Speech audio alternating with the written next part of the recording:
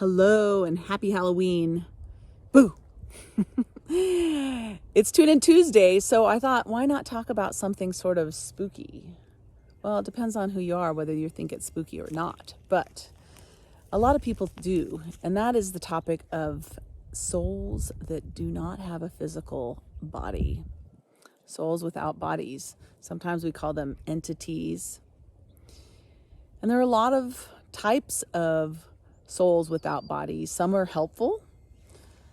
Some are helpful spirits that have chose not to take a body, and they are offering to help us if we ask. And I believe that helpful spirits do not interfere because they believe in our seniority and they honor our seniority over our body. And so we have to call in their help. We have to ask those helpful spirits, angels, guides, ascended masters to help us.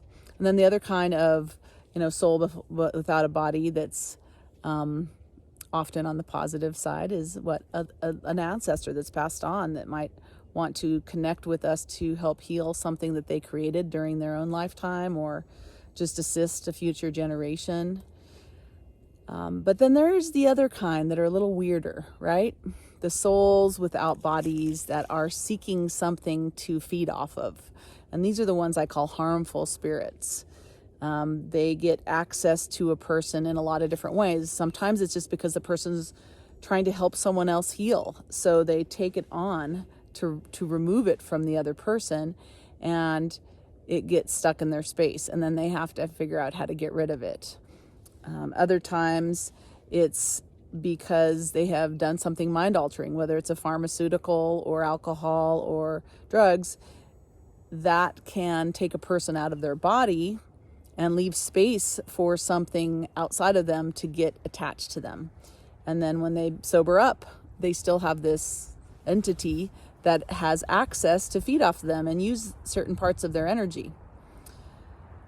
Another way that a harmful entity can get attached to someone is through a wound. So a trauma, when we get traumatized, whether it's a car accident or an act of violence, often that shocks us out of our body a bit, and that can create access for something else to get attached. So that happens a lot, say, in an abusive situation, when the abuser has a harmful entity in their space, and the person receiving the abuse, whether it's a harsh verbal abuse or a physical abuse, it can shock them into opening the doorway for something to get attached to them, that then creates a target on them for other abusers, which is ick, right? What else? Oh, you know what? So we got through our healing agreements, through mind-altering substances that take us out of our body, through traumas and abuses.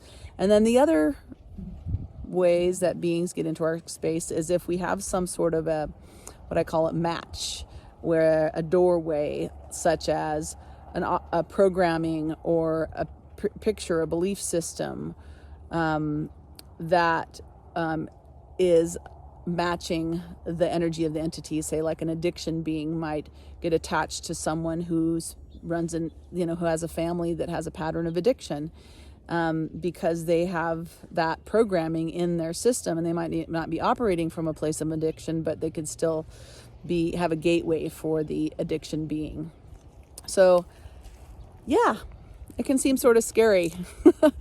In reality, it can be sort of scary to have something feeding off of you, something that's altering your experience and making use of some part of your energy. But my belief is you have seniority because you have a physical body and they don't, to make them go away, to tell them to go away. And some of them are more easy to move out than others. Sometimes you have enough seniority to just say go, and they go. Sometimes you need to do some smudging to help yourself clear. Sometimes you need to have help from someone that has more seniority to help them clear.